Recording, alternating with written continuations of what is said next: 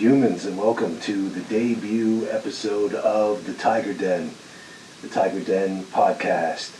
And it's been a long time coming. I'm really excited about this. This episode is going to be a little bit anticlimactic. I'm just going to use this to introduce myself a little bit, talk about why I'm doing this and what I hope to accomplish. So I hope you'll bear with me for that. But moving forward, we're going to have guests and we're going to talk about all kinds of interesting topics, and we're going to debate, and hopefully we're going to find some common ground with different issues. So, but before I go any further, I just want to thank a couple of people, give a couple of shout outs. The first being to one of my lifelong homies, my brother, Derek. And it's worth being said that he inspired me to do this. He's been on me for a while now to get this done, to do something constructive with my thoughts and with the discussions that I aim to have, instead of the occasional Facebook rant that some of you probably know me for. So thank you, Derek, for inspiring me to take this step and do something positive, constructive with all of this. So, and also I'd like to give a shout out to my boy Jeff Coulter for taking his time and his energy into producing the intro that you saw. Many thanks to you, Jeff, for doing that for me and not asking for anything in return. So thank you for your support and your encouragement and your investment in this endeavor, the Tiger Den podcast. So, all right. Little background about me for those of you watching this who have never seen me or met me before. My name is Kyle Tiger Jarvis. Yes, that is my real name. And this show has been, as I said, a long time in the making. So to start at the beginning, I was born and raised here in southwestern New Hampshire, a little town called Charlestown, and I was raised by a single mother, and it was just her and myself growing up. And she worked hard, and times were tough, and we didn't have a lot, and she always kept a roof over our heads and kept me fed. And not only that, but kept me thinking and questioning things, and always inspired me to be curious about why things are the way that they are. And I got that from my grandparents as well. So thanks to Mom as well for everything. So born and raised in Charlestown, New Hampshire, and eventually I went to college at Keene State College in Keene, New Hampshire, and I majored in environmental studies there for a while, but I wasn't quite feeling it, and I was looking for something different, and some other circumstances in my life at the time, I ended up moving to Rhode Island and transferring to the University of Rhode Island, where I studied journalism and graduated with a degree in journalism. And it was shortly thereafter, in the early winter of 2006, that I got my first reporting job writing for a small weekly newspaper called the Standard Times in North Kingstown, Rhode Island. And I really enjoyed that. It was a nice little place, but unfortunately I was only there for about 6 months before I decided to move back to New Hampshire. My grandfather was sick, and I wanted to be with family. So I moved back home, and eventually I got a job writing for my hometown newspaper that I'd grown up reading all my life, the Eagle Times in Claremont, New Hampshire. Claremont's the next town over from Charlestown. And I was there for a little over a year, and it was there that I really started to gain some valuable experience, reporting experience, writing experience. It was right in the thick of the 2008 presidential campaign coverage. Of course, that was Obama's first campaign, and I had the opportunity actually to interview Barack Obama 3 separate times during that time frame. And there were just crazy campaign appearances left and right. And during that time, of course, New Hampshire is very popular. So there was just an immense amount of experience to be gained from that. So I eventually left and moved in with some friends down in Massachusetts. I was looking for bigger, better jobs. I was hoping for moving on to a bigger writing job. So I got a couple of different jobs. In the meantime, I was working at a telemarketing place and a local liquor store on nights, stocking shelves, that sort of thing. Some great stories from those jobs as well, but hoping to move on to a better reporting job, and it just never materialized. So 2009, 2010, I moved back to New Hampshire, and eventually I got a job with the Keene Sentinel in 2010, where I really sort of came into my own as a reporter and as a writer, and was lucky enough, fortunate enough to be recognized multiple times for my articles, my writing. I was able to win several awards. I won an award from the New Hampshire Press Association in 2011, second place for general news writing. A couple years later, I won second place again in the New England Newspaper and Press Association for spot news coverage.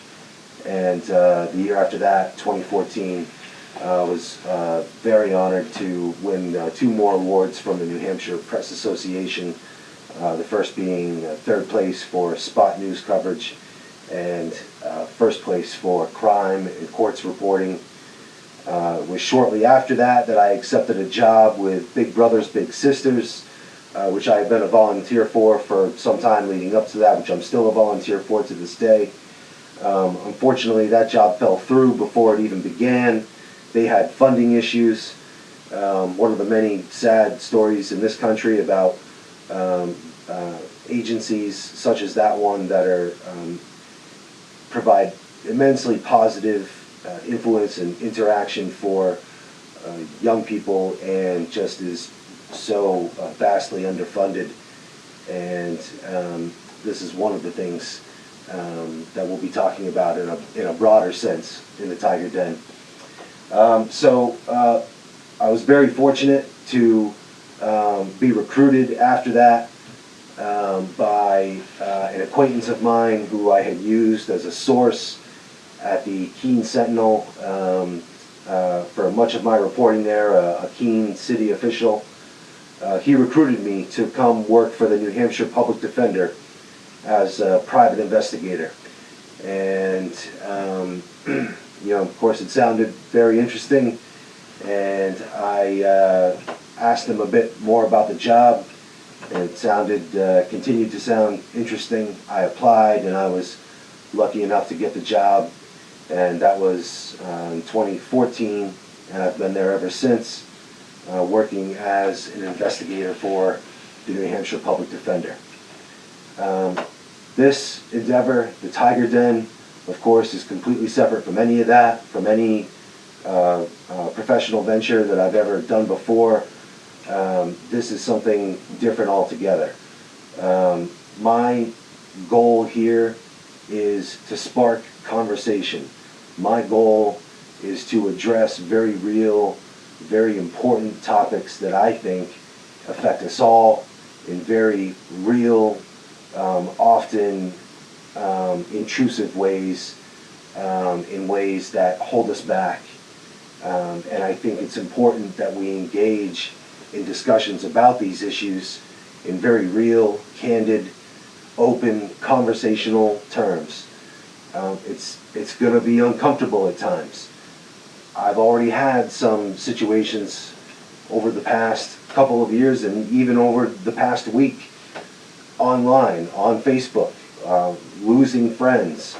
There's a friend of mine who was posted about celebrating the inauguration the other day of Joe Biden and Kamala Harris, and specifically about Kamala Harris and the inspiration in seeing a woman being inaugurated as vice president for the first time. And for those of you who know me, I had some things to say about that. And for those of you who don't, you'll soon see why and what sort of things I had to say. And unfortunately, I tried to be respectful, but sometimes it's hard to interpret tone, and maybe I was a little more abrasive than I should have been in that context. And Facebook and social media is not the greatest of mediums for this kind of dialogue. So unfortunately, she sent me a salty message, and I believe I've been unfriended. So it's too bad. I did send her a message though, asking if she would consider coming on the Tiger Den podcast to talk about those very issues and see if we can figure out where it is that we differ, where it is that we come together, and trying to find some common ground that leads to progress, that leads to an understanding of where it is that we need to go from here. So I'm hopeful, if you're watching this, that's something that you would consider. I had another friend of mine who got upset with me for the same reason. I offered the same invite to her. Please consider coming on the show and talking about it. I got involved in a discussion today about Big Pharma. A friend of mine was defending Big Pharma compared to other nefarious industries, and I got into it a little bit with another friend of his, and unfortunately, he eventually deleted the thread.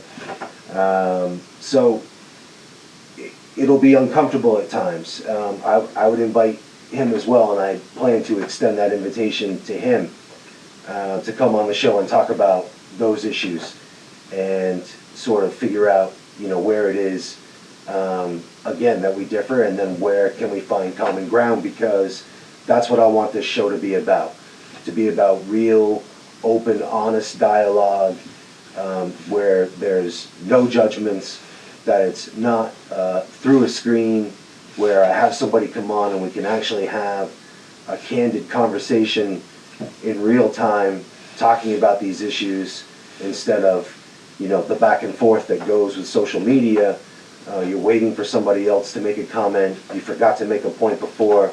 It's just not the best medium, and hopefully this can lead to more positive dialogue, and something beyond that, to real change that can change our lives, my life, your life, all our lives for the better, because that's what it is that I hope for. I'm not in this to make money. I'm in this for the passion of my fellow humans, and for trying to make the world a better place for all of us, where we can all thrive and be able to pursue happiness, whatever that means for us individually, as long as we're not harming someone else. And so it's going to be an interesting journey. I've been looking forward to it for a very long time, and it's taken a lot of work, and it's a work in progress. I hope to make improvements as we go along, but I really hope that you'll take this journey with me, and that you'll participate by commenting on the posts afterwards and in direct messaging. And if you want to come on the show, let me know. Maybe we can work something out. And I hope you'll share it with your friends. And I hope that this is the type of conversation that as I've said, will lead to an understanding among all of us who essentially all want the same things. Because I think truly in my heart that most people, the overwhelming majority of people, want the same things in life, whether they're right or left, black, white, rich, poor, young, old. I think most people want the same things out of life. To be able to pursue some kind of happiness without being forced into some other path or avenue that they don't want to do, and to make some kind of living, to have a roof over our heads, a home to live in where we're comfortable, family and friends around us, people that we love, and some people hopefully who will love us back, and that's really it. And to be able to do that shouldn't seem so difficult, but as we all know, for so many, it truly is difficult. And on this show, we're going to talk about the reasons why it's difficult and what we can do collectively together to try to change that, to try to fix it. I want this show to be about hope, about optimism, and about a future and how we get there. So please take this journey with me. I'm very excited about it, and I look forward to the next episode. I hope to see you there with me, the Tiger Den Podcast.